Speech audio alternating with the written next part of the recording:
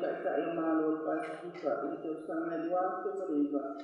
E amata nia o tūtanga ino le neiti ngai. O se awale soto nia, te soto nia i le ati ina o te mao a ino o te luku. O le Pasifika e ala nia i papa ina kia ina, Pasifika ia, tulanga tau patau ina. E fitu tau sanga o Pasifika ne te utuka ina, i le maare a i le dua te se fitu, na i skuma kasi atu o le skuru ona, o sa nia ka ngaima. I taimi nei, o te whiwhie whaeroa atu, o a toa le numera te valua tuluku, te whaamani ai ka ngaima te nei, o le asa sulima o ke topa, na saini ai o le asa puki, le ratification o le ngaima te nei, ma o le a whaamamaluina le keisa plasi, le o ngā tono o te sema le tasana nei.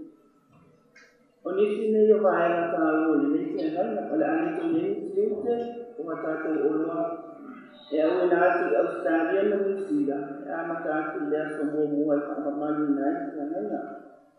Le a whaingo ki e koitu ngā whono, whaamani ai, o nei o loa e ngau sia ki tono Samoa ko o Lusa o Origin. O loa Samoa e au ina atu i sia ki na One Pasifika, i nana ka ngaima. O le a whaasolo solo ko e te uti ki o tute.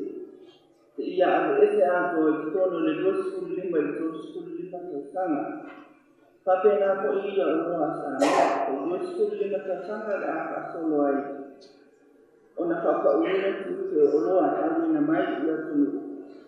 E awina atu i atunu o whamania te anaina. Ai leo tātou o loa mkoi, pena le batu lima ka sene o tātou o loa lo ienea ka amonoe.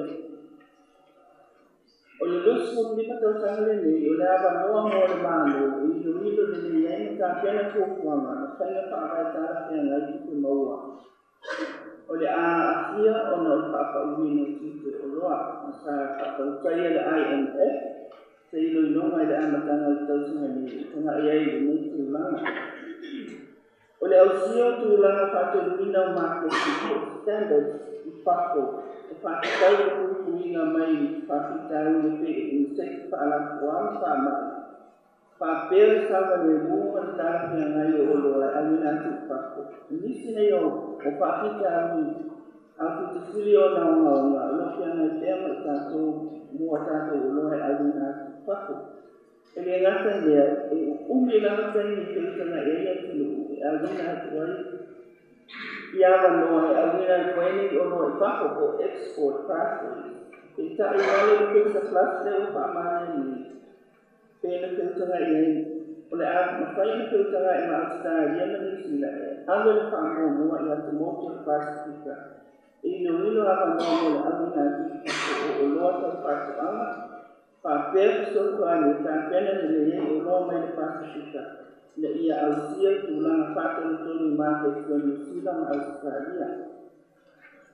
O i lano o le rea o whamanino o mai atu nuu, atu nuu o lo awai, whainga whaawai, o lo lima taita i nai whātino mau au nanga, whainga lua ngai mau tupe, whaau whalina le tu mau tanaka whainga lua, o sui kakisinisi mai whako.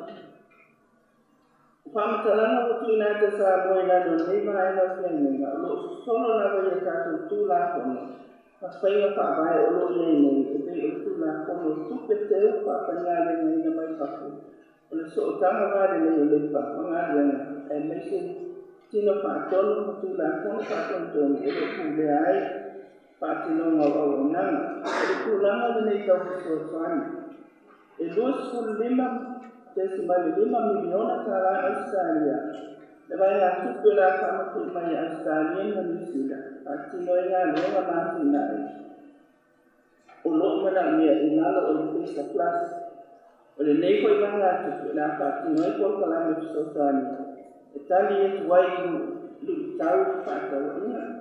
O le apa ngaina koi te utivaena. Whatunga nai le okisa o le Pesa Plus Implementation Unit.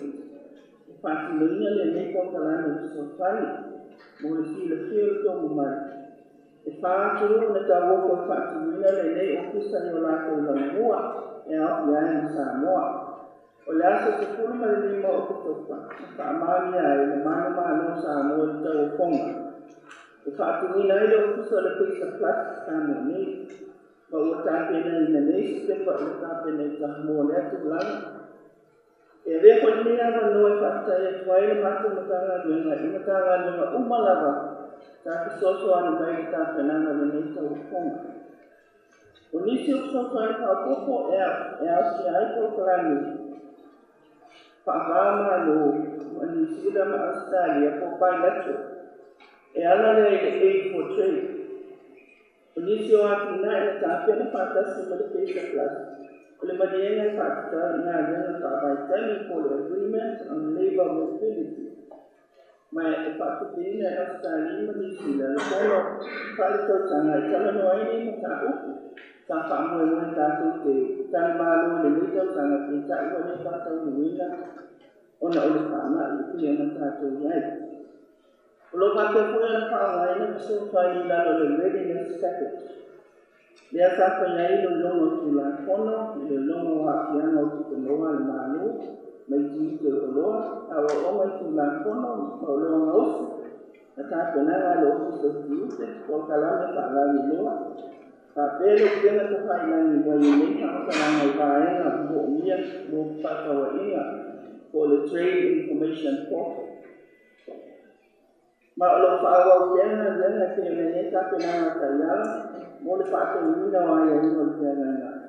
Whakea le whaawa kena o karami whaalangi doa ni sana kena. E na yesu tāpe whakasinga i māsina ni kene. Wa ye nele kusa plastic sulanga o le whaasolo fōkala ni tāpini. E a mata le māsina kusa ma awa leo whaamahanu kena o whaalanga